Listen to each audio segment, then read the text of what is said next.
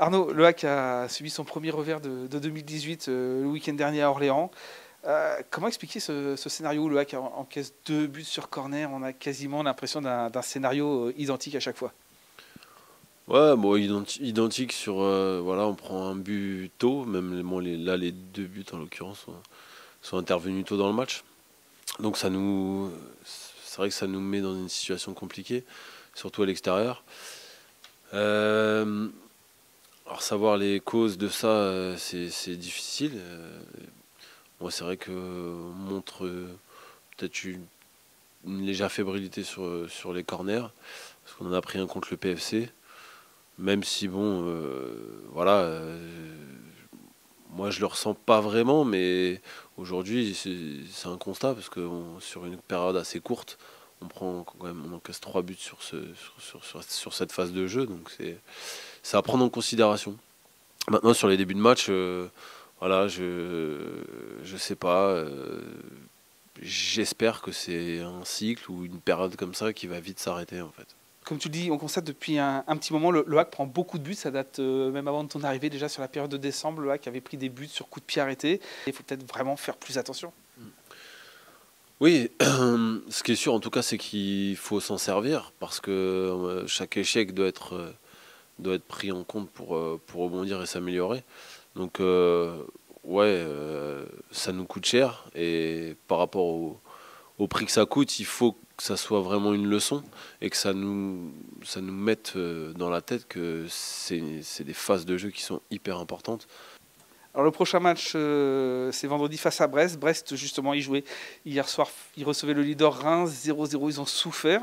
Ils ont pris un point, ils reviennent dans la roue du HAC, on est à portée de fusil d'eux, ils sont à 2 points derrière. Ouais, voilà, après on va souvent avoir, je pense, comme le championnat est serré, des confrontations comme ça où il va y avoir peut-être pas un énorme écart de points. Là, ça va être le cas. C'est une équipe qui a un effectif très intéressant. On connaît Brest, qui a une histoire, qui a un entraîneur qui a souvent bien réussi en Ligue 2, qui joue au ballon. Moi, j'ai regardé le match. C'est vrai que les conditions n'étaient pas faciles. Bon, ces craintes sont très durs à bouger, mais je trouve que Brest a quand même fait un match intéressant. Donc je pense que il va y avoir du répondant.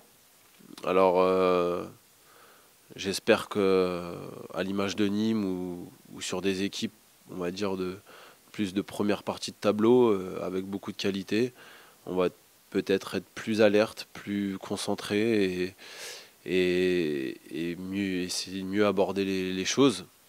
Et, euh, et voilà, mais en tout cas, sur ce que j'ai vu du match contre Reims, j'ai trouvé que c'était une équipe intéressante. Brest, c'est une équipe qui peut éventuellement prétendre à la montée. Ce sera la troisième en ce début d'année. Il y a eu le Paris FC, il y a eu Nîmes, voilà Brest. Jusqu'à présent, ça s'est plutôt bien passé. Oui, je l'ai dit précédemment, c'est vrai que j'ai le sentiment qu'on est un peu plus alerte sur ce genre de match, donc à vérifier sur ce match de Brest.